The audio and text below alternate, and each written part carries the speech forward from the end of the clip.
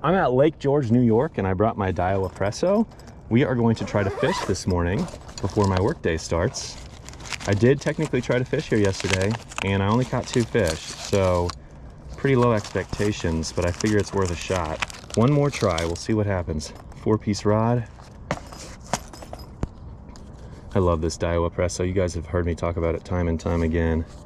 It's so great for easy travel. Quickly put it together, catch fish anywhere you go. I've just got my Shimano Nasi 1000 that I'm rigging up on it. Balance is pretty darn good. Good little setup right here, my friends. So this is all I brought from a gear standpoint. Just got a little tackle box in there, and then some mule plastics and some drop shot, hooks and weights.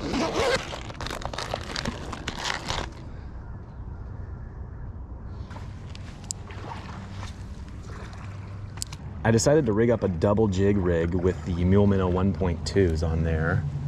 I feel like this is going to be good for this clear water. I see some sunfish.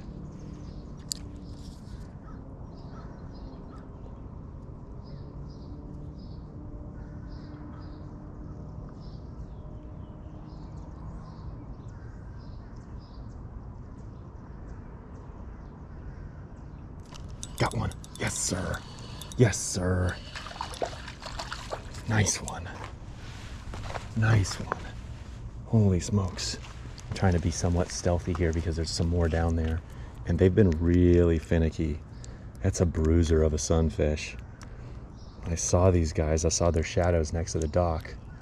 So I made a cast, and there you go. That's an absolute beauty. You know what? I think that's a Redbreast. I think it might be a hybrid, but you can see how it's got that longer flap right there. I think that's a Redbreast hybrid. I don't ever catch Redbreast in Michigan. This is awesome. See you, buddy.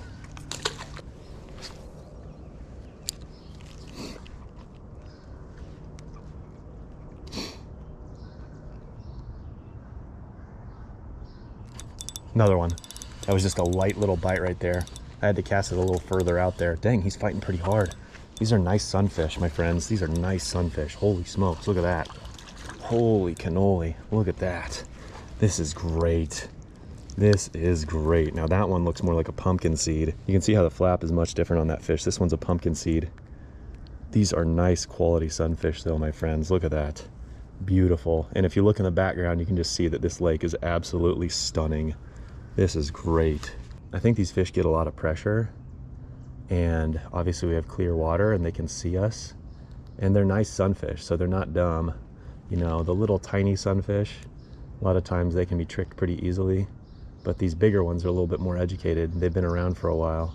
Being stealthy in this clear water can definitely make a difference on fish like this. Since yesterday, I actually changed out the leader on my line. My leader was getting kind of short, so it was getting a little bit too close to the braid. This is just like a 4-pound monofilament, but I think that it was important to tie a little bit longer leader to make sure that it was nice and invisible. Because I feel like these sunfish, man, in this clear water, they're even going to be able to see that braid. And when they're finicky like that, every little detail can make a difference. Oh, I see some more. They're coming towards them. Coming towards the jigs. Got him. A little bit smaller one. Actually, he's pretty big. He just didn't fight as hard quite off the bat. He didn't fight as hard right off the bat. It's still a respectable fish. There you go. Respectable little pumpkinseed. There should be some more down there. I'm gonna try to release this guy over here. See you, buddy.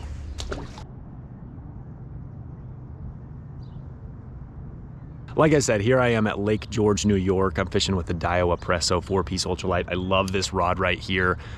This lake is absolutely stunning. I didn't actually expect to fish this morning, but I decided I better give it one more shot. That cooler air temperature, the sun's not high up in the sky yet. Seems like the fish are just a little bit more willing to bite. They're hugging the bank a little bit more, so I'm gonna catch as many as I possibly can in the short amount of time that I have. So that means I need to stop talking. Let's get back to fishing.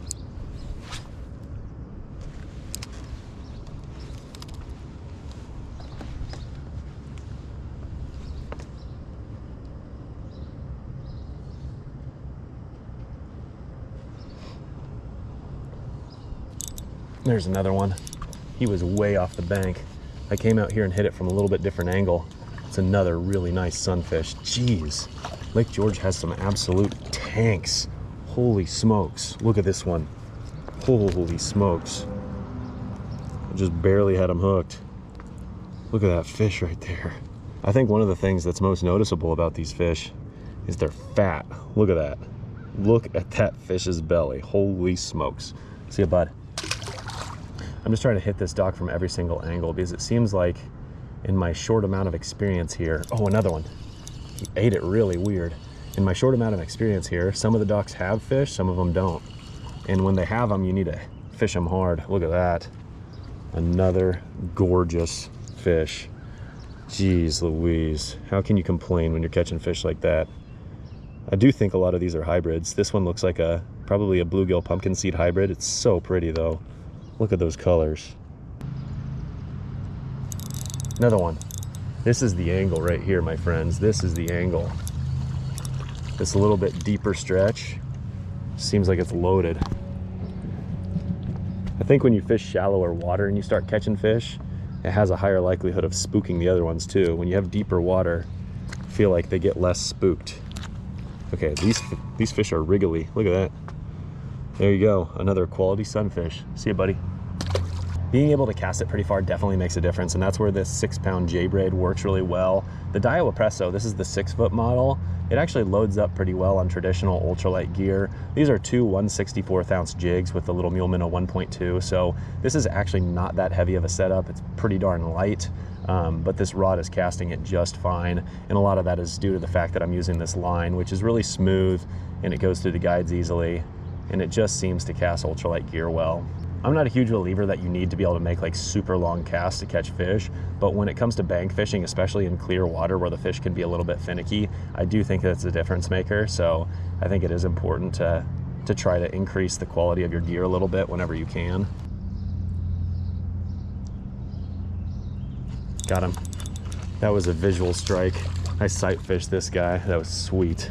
Not exactly a big fish, but he's real fat. They're all super healthy in this lake. That is awesome.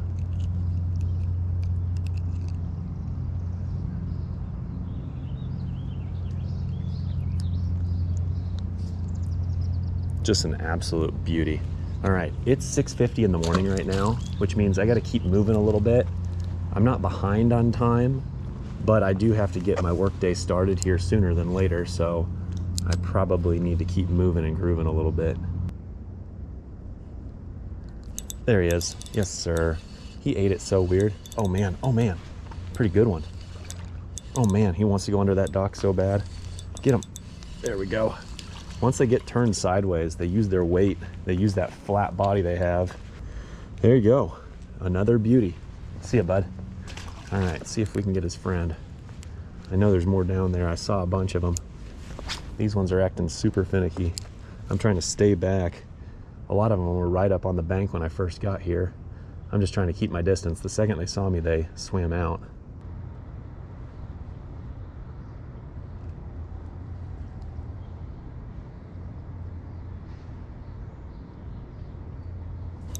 There's another one. Oh man. Oh man. They fight so good. Holy smokes. Look at this. Look at this. Dadgum, he's getting under the dock. It's a good one. Oh no, you did it. Did he actually just, oh crud. Ah, crud. I just gotta get this off their dock real quick.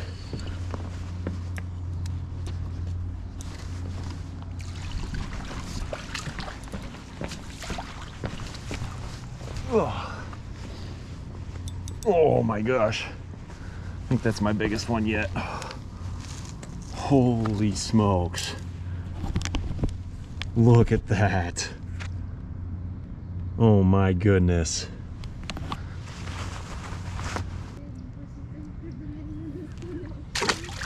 That pumpkin seed right there is the exact reason why you should bring a Travel Ultralight with you when you travel. Man, that was an absolute tank.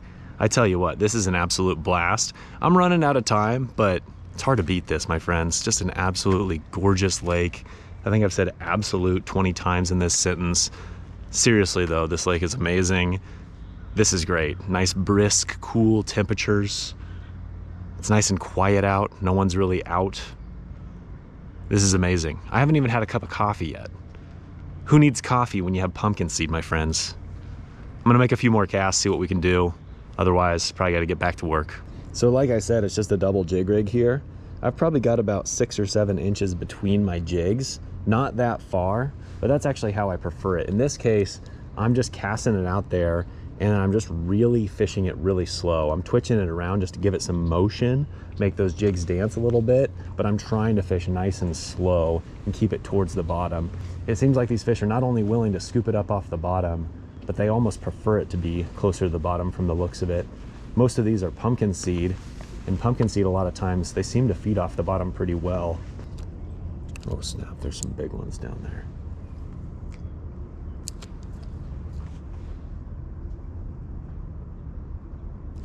Got him. I saw that strike. I saw my jig go bye-bye. That's one of the benefits of using that white mule minnow, is you can really get a visual strike on them. Holy smokes, another absolute tank. Oh my goodness. These are absolute mega pumpkins. Look at that fish right there. Let's go. Look at that fish.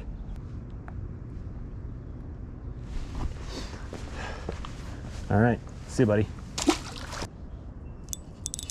Another one, another one. I knew I saw more than one over here. There you go, another absolute chunky pumpkin. It's interesting how the first sunfish I caught looked like it had some redbreast in it, but most of these fish have been pumpkin seeds. Definitely some hybrids along the way, but no matter what, they're all stunning.